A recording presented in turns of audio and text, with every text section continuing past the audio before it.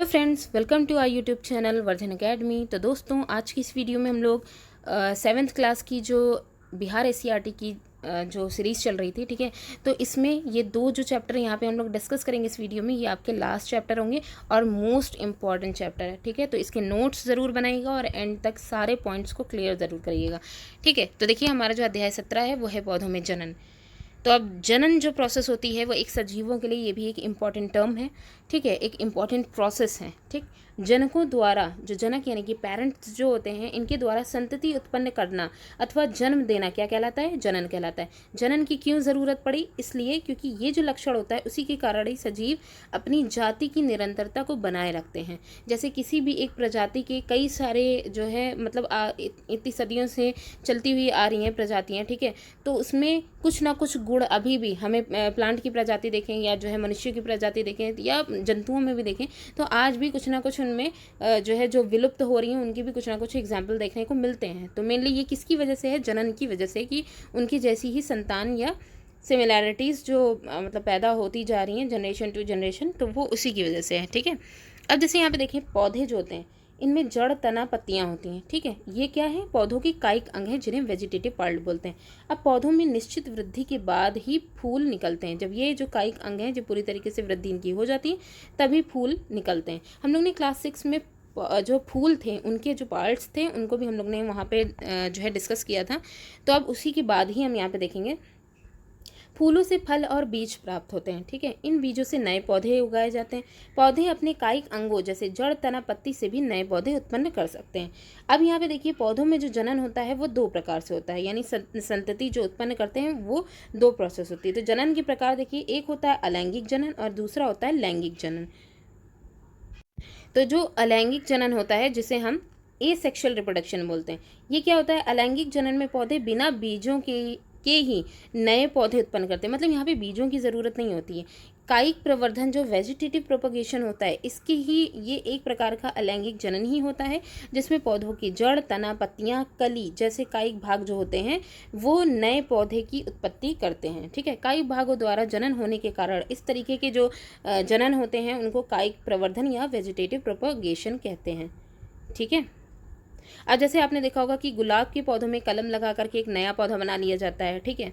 या फिर जो है गुलाब के जो पौधे हैं, दो कलर के अगर गुलाब के पौधे लें तो उनमें कलम लगा करके हम जो है डिफरेंट कलर के पौधे, डिफरेंट कलर के गुलाब मतलब जो है उनको पैदा हो सकते हैं, मतलब उनकी पैदावार हो सकती है, ठीक है। लाल और सफ़ेद को मिक्स करें तो पिंक कलर का बन जाएगा। तो इस तरीके से आप देखेंगे कि कलम की जो प्रोसेस होती है, जो कि पौधों में, खासकर गुलाब के पौधों में जो कलम लगाया जाता है, इसकी इंपॉर्टेंस यहाँ पे दिखाई गई है। इसके अलावा आप देखिए कि जो फूल होते हैं उनकी कलियों को आपने देखा होगा जिससे फूल खिलता है। इन कलियों के अलावा पत्तियां जो होती हैं उनकी जो कक्षा है, कुछ पत्तियों में आपने देखा होगा गड्ढे होते हैं, उन कक्षाओं में भी कलियां होती हैं, ठीक है। ये जो कलियां होती हैं ये कायिक कलियां होती हैं, वेजिटेटिव बड कहलाती हैं, ठीक है, जो कि जिनमें अंकुरण होता है। मतलब इनमें जब अंकुरण होता है तो अंकुरण के रूप में ये विकसित होती हैं और कली में एक छोटा तना और चारों ओर अपरिपक्व पत्तियां दूसरों को ढके रहती हैं, ठीक है। इसमें एक छोटी सी जड़ भी निकल आती है और यही सी कोई अगर निकाल करके हम तोड़ करके मिट्टी में इनको जो है लगा दे तो एक नया पौधा कुछ समय बाद उत्पन्न हो जाएगा, ठीक। अब जैसे यहाँ पे देखिए कि जो यहाँ पे आलू का दिखाया गया, आलू में भी कायिक प्रवर्धन होता है। तो इसमें आलू का जो आँख वाला पोर्शन होता है, अगर इसमें जड़ वगैरह निकलने लग जाए, आपने देखा होगा अपने घरों में, इतने पोर्शन को काट करके अगर आप जो है मिट्टी में लगा देंगे तो नए जो है प्लांट उगने लग जाएगा, ठीक है। गन्ने के पौधे में कलम के द्वारा जो है नए पौधों को, क्योंकि गन्ने के पौधे की जो नोट्स जो होते हैं, ठीक है, यहाँ से या कलम की प्रोसेस से नए पौधे को उगाया जा सकता है, ठीक है। ये जो है यहाँ से ही नई जो जड़ें जो होती हैं वो निकलने लग जाती हैं, ठीक है। इसके अलावा देखिए, अब यहाँ पे हल्दी है, अदरक है, गन्ना है, ये सब पौधे भी इसी तरीके से मतलब उगाए जा सकते हैं वेजिटेटिव प्रोपगेशन के थ्रू। ब्रायोफिल्म की जो पत्तियाँ होती हैं, ये किनारे, इनके जो किनारे होते हैं उनमें खाच होती है, ठीक है। तो खाच में कलियाँ होती हैं। जब इनकी पत्तियाँ नम जगहों पर गिरती हैं तो पत्तियों की जो कलियाँ होती हैं वो नए पौधे उत्पन्न करती हैं, ठीक है। उसमें जड़, तना वगैरह निकलने लग जाते हैं। इसके बाद यहाँ पे दिखाया गया है एक लेयरिंग विधि। लेयरिंग विधि में क्या होता है? कुछ पौधे जैसे बेली है, चमेली, गेंदा है आदि में नए पौधे के लिए लेयरिंग विधि का प्रयोग किया जाता है, ठीक है।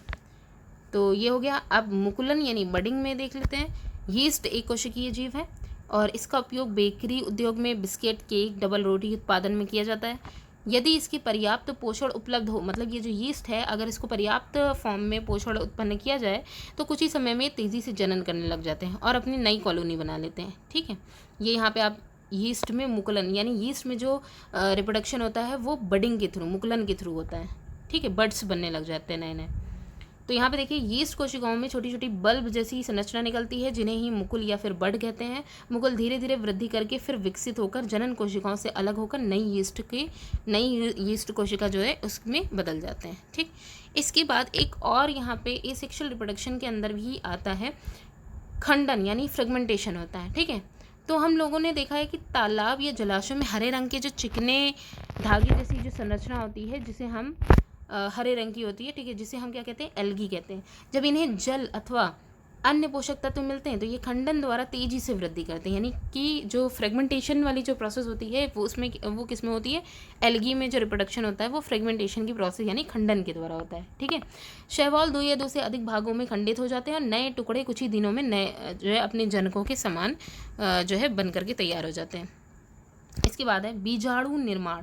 स्पोर फॉर्मेशन जो होती है वो किस में होती है, स्पोर फॉर्मेशन के थ्रू जो रिप्रोडक्शन होता है वो किस में होता है, तो कवक जो है इनके बीजाणु यानी स्पोर हवा में तैरते रहते हैं। ठीक है, और हल्का होने के कारण दूर दूर तक ये जा सकते हैं। अब हल्के होते हैं तो कहीं दूर तक जाते हैं, तो इन्हीं बीजाणुओं से अलग अलग कवक उगते हैं और इनमें अलैंगिक जनन ही होता है। ठीक है, ये जो स्पोर्स फॉर्मेशन होता है इसमें अलैंगिक जनन ही आपको देखने को मिलेगा। ठीक है, प्रत्येक बीजाणु उच्च ताप पर, निम्न आर्द्रता जैसी प्रतिकूल परिस्थितियों से बचने के लिए कठोर सुरक्षात्मक आवरण से ढके रहते हैं और लंबे समय तक ये जीवित रहते हैं, और मतलब लंबे समय तक जीवित रहने के लिए इस तरीके का अनुकूलन कर लेते हैं। लेकिन फिर उसके बाद जब इनको फेवरेबल कंडीशन जैसे ही मिलती है, अनुकूलित जो है अवस्था, तो फिर ये जो है, ठीक है, अनुकूलन की स्थिति जैसे ही मिलती है नए जीव में जो है ये मतलब अंकुरित होने लग जाते हैं। ठीक है, ये जो स्पोर्स होते हैं। अब यहाँ पे देखिए ये मोस्ट इंपॉर्टेंट बात यहाँ पे की गई है, मॉस या फिर फर्न जैसे निम्न स्तरीय जो पौधे होते हैं इनमें जनन जो होता है वो बीजाणुओं के द्वारा यानी स्पोर्स फॉर्मेशन के थ्रू होता है। ठीक है, इसके बाद हम लोग देखेंगे लैंगिक जनन। लैंगिक जनन के लिए इंपॉर्टेंटली जो फ्लावर्स थे, जड़, तना, पत्ती, इनके अलावा जो फूल थे, ठीक है, फूल के जो अंग थे उनको हम लोगों ने देखा था पुंकेसर और स्त्री केसर, तो इन्हीं के ही थ्रू जो है आगे हम लोग सेक्सुअल रिप्रोडक्शन के बारे में डिस्कशन करेंगे। तो जैसे देखिए फूलों में क्या होता है कि पुंकेसर जो होता है जिसे हम स्टेमन बोलते हैं ये नर जनन अंग होता है, स्त्री केसर जो होता है ये पिस्टल बोलते हैं, ये मादा जनन अंग होता है। ठीक है, अब इन दोनों का ही यहाँ पे इंपॉर्टेंट रोल होता है। तो देखिए कुछ फूल जो होते हैं जिनमें स्त्री केसर तथा पुंकेसर दोनों होते हैं, और कुछ में या तो स्त्री केसर होगा या पुंकेसर होगा। तो जिन फूलों में ये दोनों अंग मौजूद होते हैं उन्हें हम द्विलिंगी या बाइसेक्सुअल फूल कहते हैं, और जिनमें एक ही जनन अंग होता है इनको जैसे स्त्री केसर या पुंकेसर, तो इस तरीके को हम इस तरह वाले जो फ्लावर्स होते हैं इनको हम फूल एक लिंगी बोलते हैं यानी यूनिसेक्सुअल बोलते हैं। ठीक है, इसके बाद देखिए अब ये जो पुंकेसर यानी जो मेल पार्ट है इसमें इसके ऊपर परागकोश यानी एंथर होते हैं। इसमें 2 ही पार्ट होते हैं, एक तो ये एंथर होता है, दूसरा फिलामेंट होता है। तो ये जो एंथर होता है इसमें परागकण यानी पॉलन ग्रेन्स रहते हैं। ठीक है, अब ये क्या है, यही नर युग्मक यानी मेल गैमेट होते हैं। अब स्त्री केसर यानी पिस्टिल के अंडाशय यानी ओवरी में एक या अधिक बीजांड होते हैं। अब स्टिल अगर ओवरी यानी पिस्टिल की अगर बात करें तो पिस्टिल का ऊपर वाला जो पोर्शन होता है स्टिग्मा होता है, ये स्टाइल होती है, और ये वाला उभरा हुआ पोर्शन जो होता है ये ओवरी होती है। ठीक, ओवरी के अंदर ही क्या होता है, फीमेल गैमेट मादा युग्मक प्रेजेंट होता है। तो जब लैंगिक जनन की प्रोसेस आती है तो इसमें नर युग्मक मादा युग्मक से बीजांड में यानी यही ओवरी में आकर के मिलते हैं, और इसके फलस्वरूप जिस संरचना का निर्माण होता है वही क्या कहलाता है, युग्मनज यानी जाइगोट कहलाता है। ठीक, अब ये इनके जो मिलने की जो प्रोसेस होती है इसे क्या कहते हैं, तो यहाँ पे देखिए एक प्रोसेस यहाँ दिखाई गई परागण यानी पॉलिनेशन।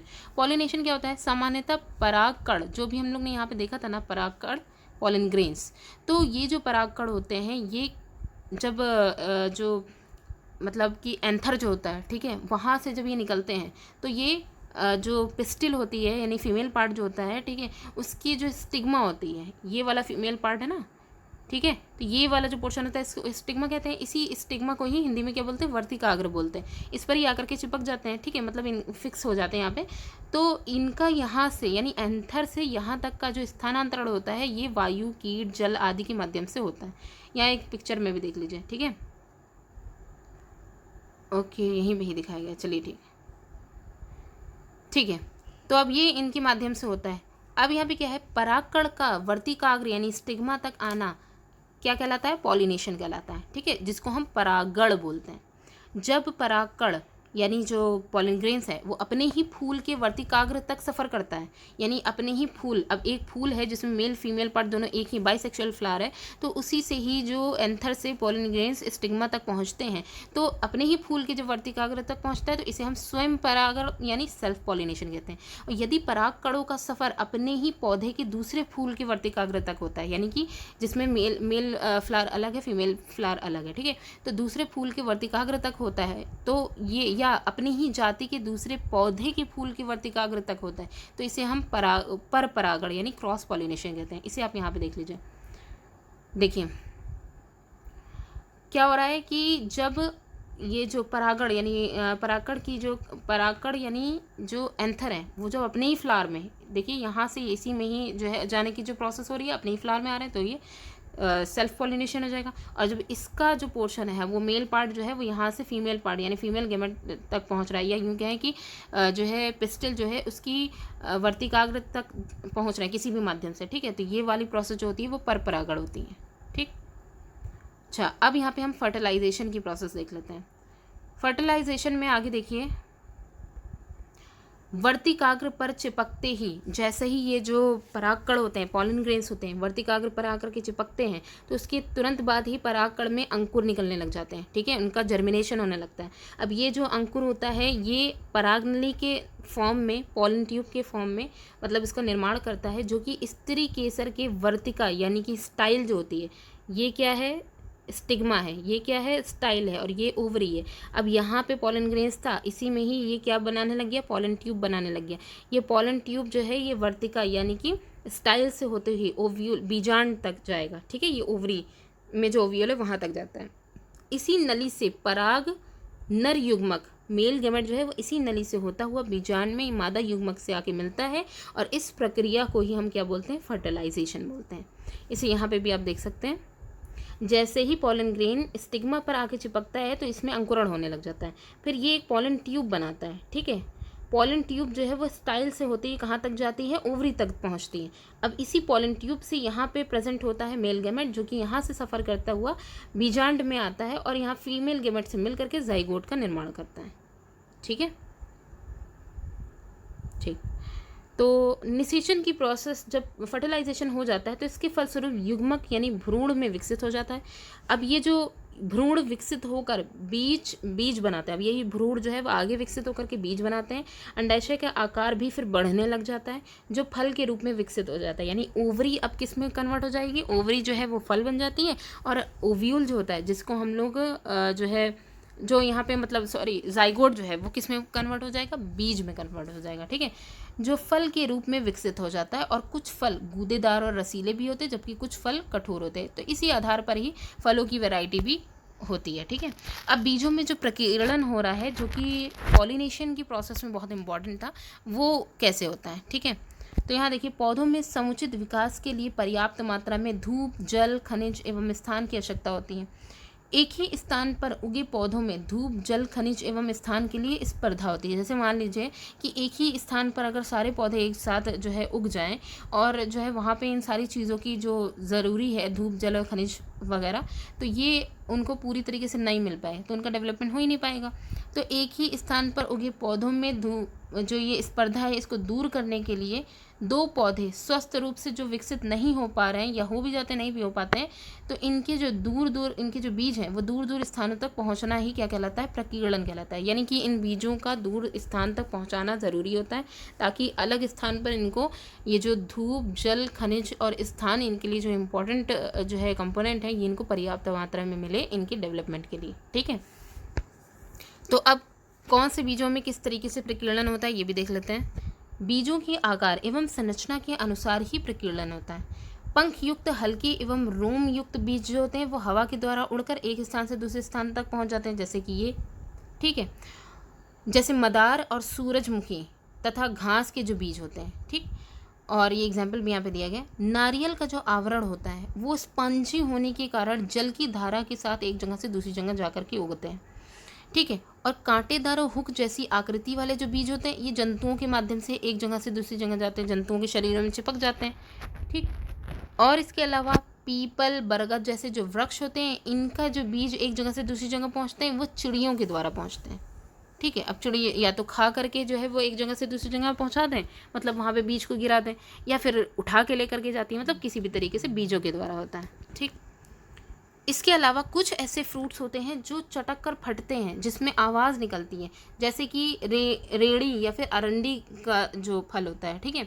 धूप में फटते हुए देखा होगा। तो इनकी ये विस्फोट की वजह से बीज जो है वो काफ़ी दूर तक के मतलब ये इनका जो है स्प्रेडिंग हो जाती है। ठीक है। तो ये चैप्टर आपका यहाँ पे कंप्लीट हो गया। ये है अध्याय 18, ये आपका लास्ट चैप्टर है, जंतुओं में रक्त परिसंचरण एवं उत्सर्जन। तो सबसे पहले यहाँ पे हम लोग देख लें परिसंचरण की जो प्रोसेस थी वो हम लोग ने रेस्पिरेशन में भी देखी थी। ऑक्सीजन और कार्बन डाइऑक्साइड का परिसंचरण हो रहा था पूरी बॉडी में। ठीक। उसी तरीके से यहाँ पे देखिए पेशी, मसल्स और स्नायु यानी नर्व जो होते हैं इनकी गतिविधि से कई अपशिष्ट पदार्थ बनते हैं। इनका उत्सर्जन करने का काम शरीर में होने वाले जो उत्सर्जन तंत्र होते हैं उससे होता है। ये अपशिष्ट पदार्थ पेशियों से उत्सर्जन तंत्र तक पहुंचने का काम रक्त परिसंचरण कहलाता है। यानी ये अपशिष्ट पदार्थ जो कि पेशियों से निकल करके उत्सर्जन जो तंत्र होते हैं वहाँ तक किसकी हेल्प से पहुँच रहे हैं, ब्लड की हेल्प से पहुँच रहे हैं। तो इसी वजह से इनको हम रक्त परिसंचरण बोलते हैं, रक्त परिसंचरण तंत्र। ठीक। अब रक्त परिसंचरण जो हो रहा है ये हमें नाड़ी धड़कन से पता चलता है कि जो यहाँ पे ब्लड का जो सर्कुलेशन हो रहा है वो किसकी वजह से मिलता है, पल्स की जो है बीटिंग होती है, आपने चेक किया होगा कभी। ठीक है। तो उससे भी इसका पता चल जाता है।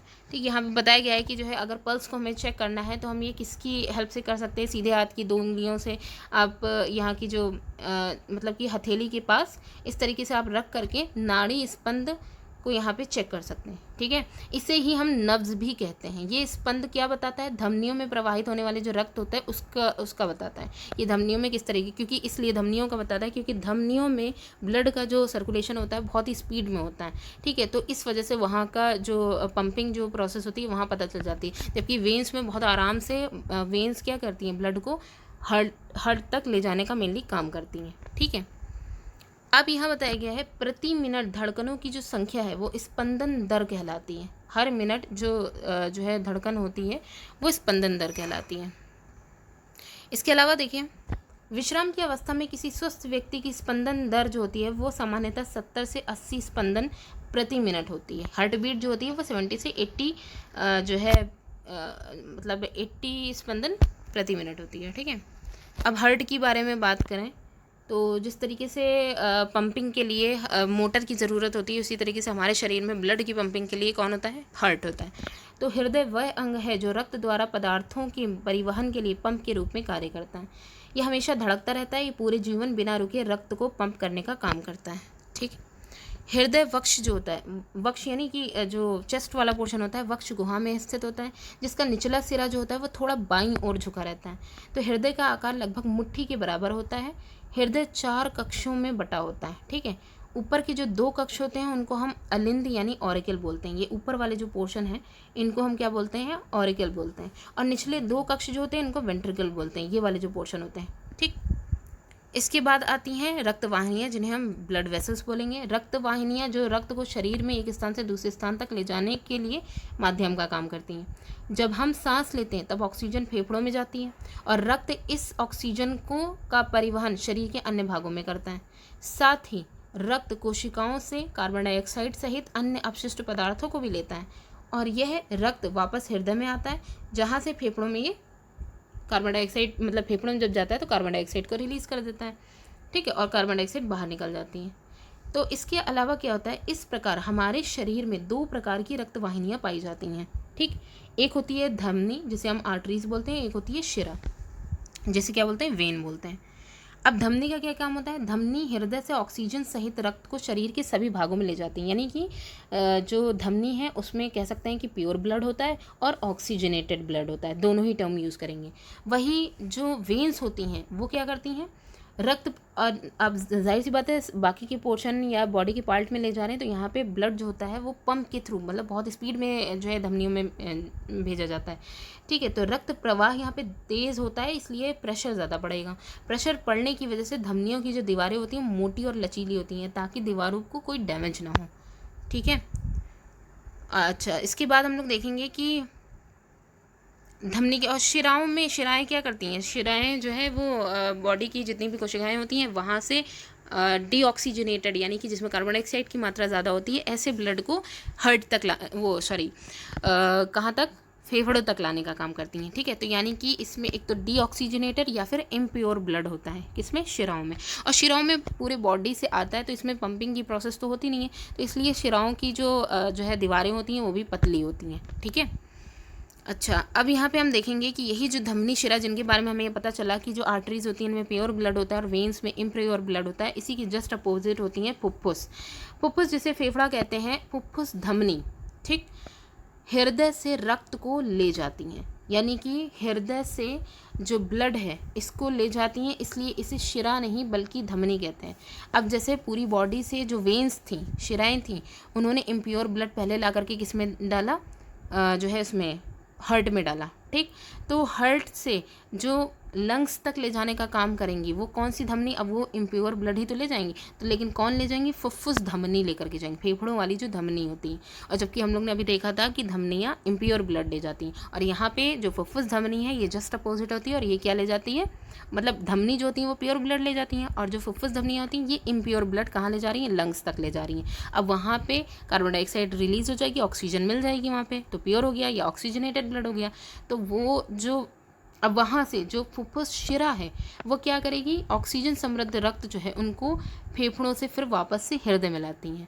ठीक है, तो यहाँ पे दोनों का अपोजिट वर्क हो गया, और ये हृदय से वापस जो शरीर में जो धमनियाँ होती हैं उनमें भेज दिया जाता है। रक्त वाहिकाओं में जो अंतर है वो यहाँ पे हम देख लेते हैं। धमनियाँ जिसे आर्टरीज कहते हैं, रक्त की प्रकृति इसमें ऑक्सीजन समृद्ध यानी ऑक्सीजनेटेड ब्लड होता है। रक्त प्रवाह की दिशा हृदय से शरीर के सभी भागों में होती है। दीवार मोटी और लचीली होती है। शिराओं की अगर बात करें तो इनमें कार्बन डाइऑक्साइड समृद्ध यानी कि डीऑक्सीजनेटेड ब्लड होता है, और शरीर के सभी भागों से वापस से हृदय में लाने का काम करती हैं, और इनकी जो दीवारें होती हैं वो पतली होती हैं। अब हृदय स्पंदन जिसकी अभी हम लोग बात कर रहे थे, इसको धड़कन या हार्ट बीट बोलते हैं। ठीक है, हृदय की कक्ष की दीवार पेशियाँ यानी मसल्स की बनी होती हैं। ये पेशियाँ लयबद्ध रूप में सिकुड़ती और फैलती रहती हैं। ठीक, यही लयबद्ध सिकुड़ना और फैलना दोनों मिल करके हृदय स्पंद यानी हार्ट बीट बना कहलाते हैं। याद रखिए कि हृदय का स्पंदन जीवन के हर क्षण होता है, यानी कि यहाँ पे ये कह सकते हैं कि अगर ये स्पंदन रुक गया तो जो है मनुष्य की डेथ हो सकती है। ठीक है, तो मेनली और इस स्पंदन को हम लोग जो है जो अभी हम लोग ने नब्ज जिसे कह रहे थे, ठीक है, उसके नाड़ी स्पंदन के थ्रू भी हम इसे जो है चेक कर सकते हैं, या फिर लेफ़्ट साइड में अपना हाथ रख करके, ठीक है, वक्ष गुहा पे, तो वहाँ से भी चेक कर सकते हैं पंपिंग को। इसके अलावा एक जो है इंस्ट्रूमेंट है जो अक्सर डॉक्टर्स जो है वो यूज़ करते हैं, तो इसे क्या बोलते हैं, हृदय की जो धड़कन यानी हार्ट बीट मापने वाला ये जो इंस्ट्रूमेंट है इसको स्टेथोस्कोप बोलते हैं। ठीक, तो अब जैसे यहाँ पे एक चीज़ बताई गई है, क्या आप जानते हैं कि जन्म से लेकर मृत्यु तक हृदय प्रतिदिन लगभग 1,00,000 बार धड़कता है। ये यहाँ पे एक जो है जनरल नॉलेज की बात करी गई है कि 1,00,000 बार एक दिन में धड़कता है। ठीक है, हार्ट। अच्छा, अब यहाँ पे जो डॉक्टर है वो स्टेथोस्कोप का उपयोग हृदय धड़कन की जो ध्वनि है इसको बढ़ाने की युक्ति के रूप में करते हैं। इसका क्या क्या काम होता है, तो यहाँ से हम लोग एक चीज़ देख सकते हैं। स्टेथोस्कोप जो होता है इसके सिरे पर एक चेस्ट पीस, ये वाला जो पोर्शन होता है इसको चेस्ट पीस बोला जाता है, जिसमें एक संवेदनशील डायफ्राम, इसके पीछे की तरफ एक डायफ्राम लगा होता है जो दूसरे सिरे पर, मतलब इसमें डायफ्राम लगा रहता है। अब इसका यूज़ कहाँ पे लगाया जाता है, चेस्ट पे लगा करके इसकी धड़कन को फील किया जाता है। ठीक, दूसरा जो पोर्शन होता है इसमें ईयर पीस, दोनों ही कान में लगाए जाते हैं, ईयर पीस लगे रहते हैं, जिससे हम लोग जो हार्ट बीट होती है उसको सुनते हैं। ठीक है, तो ठीक है, बस ये दोनों मेन काम है जिससे हम हृदय की स्थिति का पता लगा सकते हैं किस जगह है और कितनी हार्ट बीट हो रही है एक बार में। ठीक, अब हृदय धड़कन यानी हार्ट बीट या पल्स रेट, इन दोनों के बीच में डिफरेंस क्या है, तो प्रत्येक हृदय स्पंदन यानी कि हार्ट बीट जो धड़कन है वो धमनियों में एक धड़कन उत्पन्न करता है। कहने का मतलब है कि एक जो हार्ट बीट या प्रत्येक हार्ट बीट जो होती है वो जो धमनियाँ आर्टरीज जो होती हैं उनमें एक धड़कन उत्पन्न करता है। ठीक, एक बीट उत्पन्न करता है, और प्रति मिनट धमनी में उत्पन्न धड़कन हृदय धड़कन की दर को बताती हैं। अब यहाँ पे ये समझिए कि जो धमनियाँ यानी आर्टरीज में जो बीटिंग हो रही है उसको हम लोग किससे, पल्स रेट के थ्रू पता कर सकते हैं। ठीक है, तो इसको हम लोग क्या बोलेंगे, पल्स रेट बोलेंगे।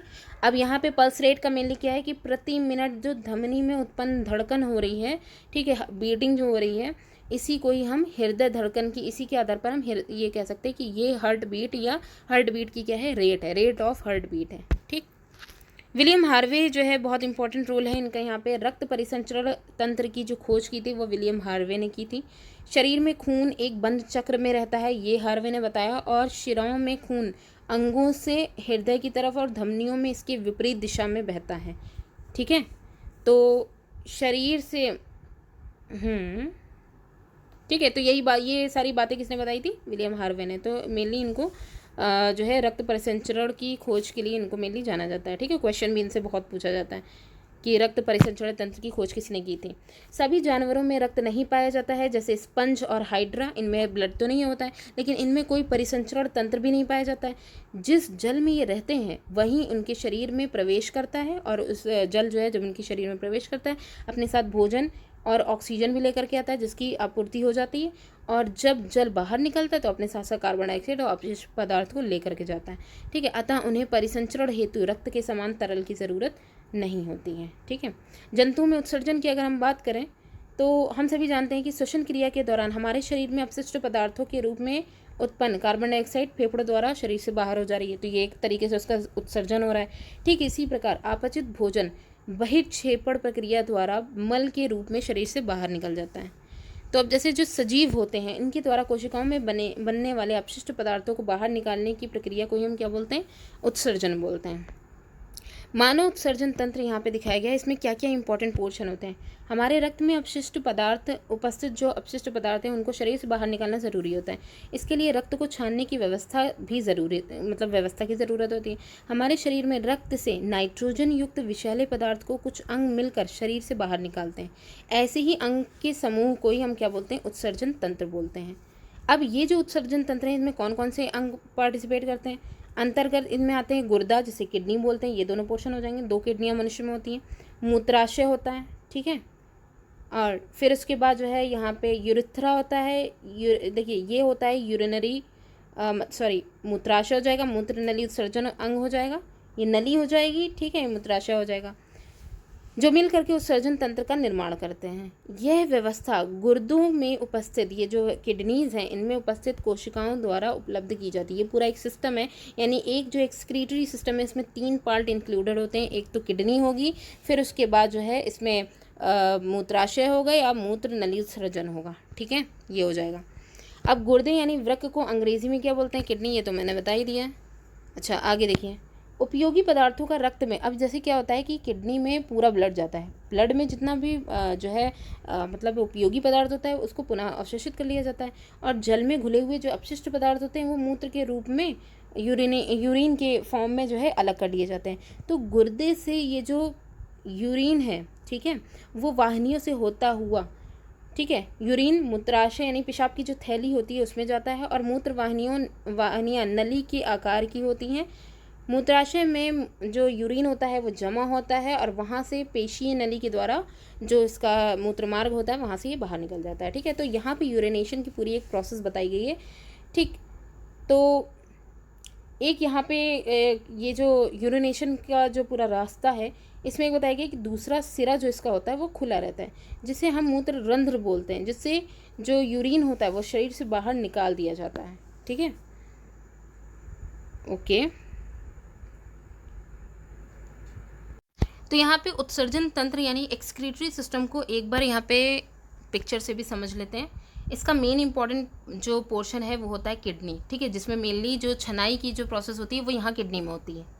अब किडनी से ये जो 2 पाइप हैं, ठीक है, ये क्या है, ठीक है, तो ये दोनों पाइप क्या है, यूरेटर है। ये दोनों पाइप, क्योंकि 2 पाइप इसलिए हैं, दोनों किडनियों से छनने के बाद जो भी जो है पदार्थ निकलेगा, ठीक है, यहाँ से छनने के बाद, क्योंकि किडनियाँ क्या करती हैं, किडनियाँ जो है फ़ायदेमंद जो यूज़ वाला जो है पदार्थ होगा इनका यहीं पे ही अवशोषण हो जाएगा, ठीक है, और इसके बाद जो वेस्ट प्रोडक्ट होता है वो यहाँ से पाइप के थ्रू यूरिनरी ब्लैडर ये जो होता है यहाँ पर आकर के इकट्ठा हो जाता है, ठीक। और फिर उसके बाद जब मतलब जो है, क्योंकि ये जो है चाहा अनचाहा दोनों तरीके से हो सकता है, ठीक है। वॉल्यूमेंट्री इनवॉल्यूमेंट्री दोनों प्रोसेस होती हैं। तो यहाँ पे ये यूरेथ्रा वाला जो पोर्शन होता है जिसके थ्रू ये बॉडी से बाहर निकल जाता है, ठीक। तो ये पूरी प्रोसेस थी एक्सक्रीटरी सिस्टम की। इसमें कुछ इंपॉर्टेंट पॉइंट है, वो ये है कि ये जो यूरिन होता है उसमें 95%, ये बहुत इंपॉर्टेंट पार्ट है, यूरिन में 95% जल होता है, 2.5% यूरिया होता है, 2.5% अन्य जितने अपशिष्ट उत्पाद होते हैं वो इसमें प्रेजेंट होते हैं। यूरिया नाइट्रोजन युक्त विषैला पदार्थ है, इसलिए इसका शरीर से बाहर निकलना आवश्यक है। अब यहाँ पे जो किडनी यानी गुर्दे की बात करी गई है, इसका मुख्य कार्य शरीर में पानी और नमक की सामान्य मात्रा को बनाए रखना है और रक्त को छान कर जो यूरिन है उसको तथा हानिकारक तत्वों को अलग करना है और यूरिन को मूत्राशय तक पहुंचाना, यूरिनरी ब्लैडर तक पहुंचाना, जहां से यूरिन यानी मूत्र मार्ग जो यूरेथ्रा होता है उसके द्वारा शरीर से बाहर निकल जाए, ठीक। और एक चीज़ और यहाँ बताई गई है, हमारे दोनों गुर्दों में से होकर प्रतिदिन, ये जनरल नॉलेज का जो है क्वेश्चन है और काफ़ी जो है इसमें पूछा भी जाता है, ये हमारे दोनों गुर्दों से होकर प्रतिदिन लगभग 1100 से 2000 लीटर, ठीक है, लगभग 500 गैलन रक्त गुजरता है एक दिन में, ठीक है। हमारे शरीर में लगभग 5.6 लीटर रक्त होता है। तो यहाँ पे 5.6 लीटर रक्त होता है, इतना गुजरता है क्यों? क्योंकि बार बार इसमें छन्ने की प्रोसेस होती है ना, इस वजह से। तो रक्त लगभग प्रति 4 मिनट में एक बार गुर्दे से परिशुद्ध होकर के होने के लिए मतलब कि यहाँ पे आता है हर 4 मिनट में। अच्छा, उत्सर्जन अंग के फॉर्म में त्वचा भी एक इम्पॉर्टेंट रोल प्ले करती है। त्वचा हमारे शरीर में जो है फैली हुई सबसे बड़ी संरचना है जिसका मुख्य कार्य हमारे शरीर के तापमान को नियंत्रित करना और त्वचा की निचली परत पर स्वेद ग्रंथियाँ, स्वेट ग्लैंड जो है प्रेजेंट होती हैं जिससे हमें पसीना आता है और स्वेद में जल और लवण होते हैं। ये लवण हमें कैसे प्रेजेंट मतलब दिखाई देते हैं कि जब पसीना सूखता है तो धब्बे जैसा जो है मतलब कि जो कपड़े होते हैं उनमें धब्बे बढ़ जाते हैं, ठीक है। ये किसकी वजह से होता है? लवणों की प्रेजेंस की वजह से, सॉल्ट की वजह से होता है, ठीक। इसके अलावा देखिए पसीने भी हमें शरीर, ये पसीना जो होता है वो उसका निकलना भी हमारे लिए बहुत इंपॉर्टेंट होता है क्योंकि ये हमारे शरीर को ठंडा बनाए रखता है। जिस तरीके से मतलब जो घड़े का काम होता है मटके का, बिल्कुल इसी तरीके से हमारी बॉडी में पसीने का रोल होता है, ठीक। इसके अलावा डायलिसिस, देखिए डायलिसिस क्या काम है यहाँ पे। वृक यानी किडनी, इनकी निष्क्रिय हो जाने की स्थिति में रक्त में अपशिष्ट पदार्थों की मात्रा बढ़ जाती है। अब जाहिर सी बात है ब्लड को हर 4 मिनट में प्योरीफाई करने का काम किडनी कर रही है। अगर वही गड़बड़ हो जाएगी तो अपशिष्ट पदार्थों की मात्रा तो बहुत बढ़ जाएगी। तो ऐसे व्यक्ति की अधिक दिनों तक जीवित रहने की संभावना बहुत कम हो जाती है, ठीक है। तो यदि अगर कृत्रिम वृक द्वारा रक्त को, ये जो आर्टिफिशियल जो किडनी होती है इसके द्वारा अगर रक्त को नियमित रूप से छान कर उसमें से अपशिष्ट पदार्थों को हटा दिया जाए तो उसकी ज़िंदगी बढ़ सकती है, ठीक है। तो इस प्रकार रक्त की छानने की जो विधि, ये जो आर्टिफिशियल तरीके से जो छानने की जो विधि होती है, ठीक है, इसी को ही हम अपोहन या डायलिसिस कहते हैं, ठीक है। तो ठीक है, तो यहाँ पे ये जो चीज़ें थी, पूरा जो मतलब एक्सक्रीटरी सिस्टम और सर्कुलेटरी सिस्टम, ये सारी चीज़ें हम लोग ने यहाँ पे देखी, ठीक है। इसमें किसी भी तरीके कोई डाउट या कोई क्वेश्चन हो तो आप हमसे कमेंट में ज़रूर पूछिएगा, ठीक है। तो वीडियो कैसी लगी कमेंट में ज़रूर बताइएगा। Thanks for watching.